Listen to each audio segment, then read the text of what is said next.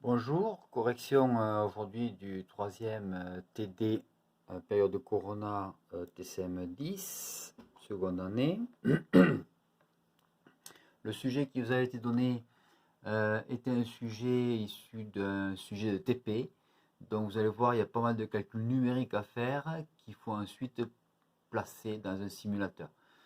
Donc il a assez peu d'intérêt par rapport à la compréhension de la transformation en Z, mais il a de l'intérêt par rapport à la précision des calculs et l'aspect calculatoire et normatif nécessaire pour la programmation des calculateurs et des simulateurs. Donc on vous demande dans un premier temps de calculer sur Excel la solution. Au passage, vous voyez cette photo là, c'est la photo du matériel TP qu'on aurait pu utiliser, qu'on utilisera peut-être en TP démonstratif quand la période de Corona sera terminée. À l'entrée, ici, on place des signaux analogiques et en sortie, ici, on a le résultat du calcul par DSP fait sur le signal échantillonné. Donc, première partie, dans un premier temps, on vous demande de calculer par Excel. Donc, facile, là, vous avez trois équations de récurrence qu'on programme assez facilement dans Excel. Les deux premières convergent vers -3 et la dernière est divergente vers plus l'infini. Donc, les solutions sont -3 et là, il n'y a pas de solution puisqu'elle est divergente. Vous avez le fichier Excel qui a été envoyé en même temps que le lien pour la vidéo. Voilà, et vous avez le résumé ici de ce que je vous ai écrit.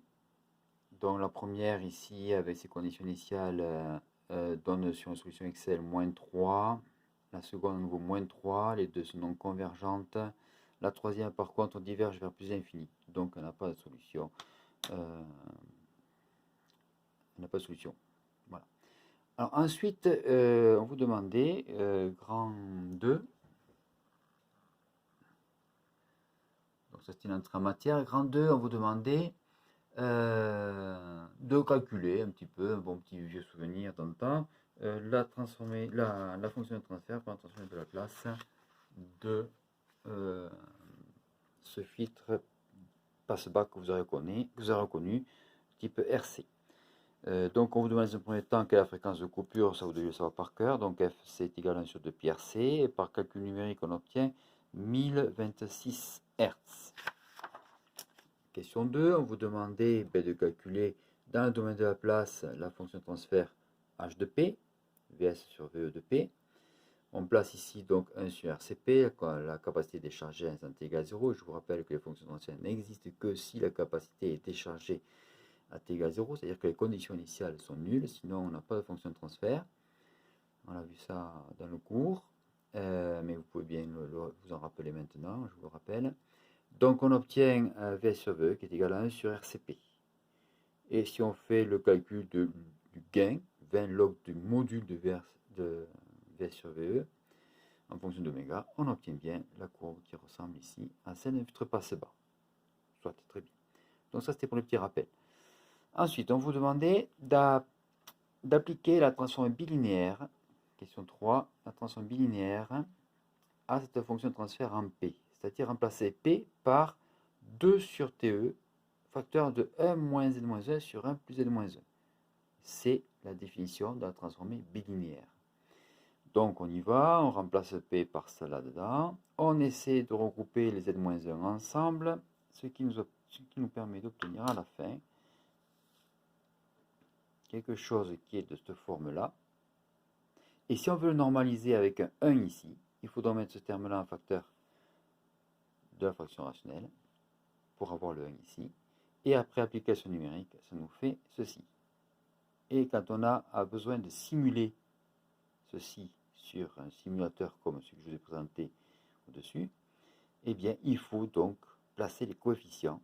Et vous n'avez pas la possibilité de mettre autre chose que 1 ici. 1 est inscrit en dur. Donc c'est pour ça qu'il faut calculer ces coefficients avec une précision relative si on veut avoir des tracés assez propres. Cette normalisation, je vous rappelle, est nécessaire pour être compatible avec le logiciel de simulation qui généralement impose un à cet endroit-là. Question 3, on vous demandait de faire une transposition de P en 1 sur P et voir ce que ça donnait. Donc h de p devient h de p, j'ai pris tilde pour la distinguer un petit peu, donc ça nous fera ça. Ici, si on normalise à nouveau par rapport à 1 ici, ça nous fera 1 sur RC facteur de p sur 1 plus RCP.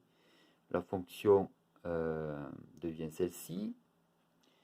Son module devient celui-ci, hein, 1 sur racine carrée de a carré b carré, ici il y a 1, ici p devient j oméga, donc ça nous fait oméga au carré, toujours pareil, on remplace p par j oméga.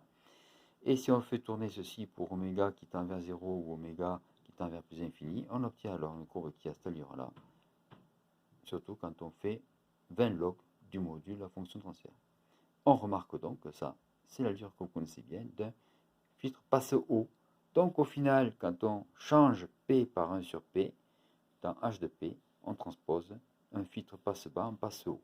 Ça, c'était un petit rappel sur la place au passage des filtres numériques. Alors bien évidemment, on peut appliquer la transformée bilinéaire au résultat qu'on a obtenu, qui est ici. Et on pourra alors avoir la transformation en Z associée à un signal échantillonné qu'on peut calculer après par le simulateur.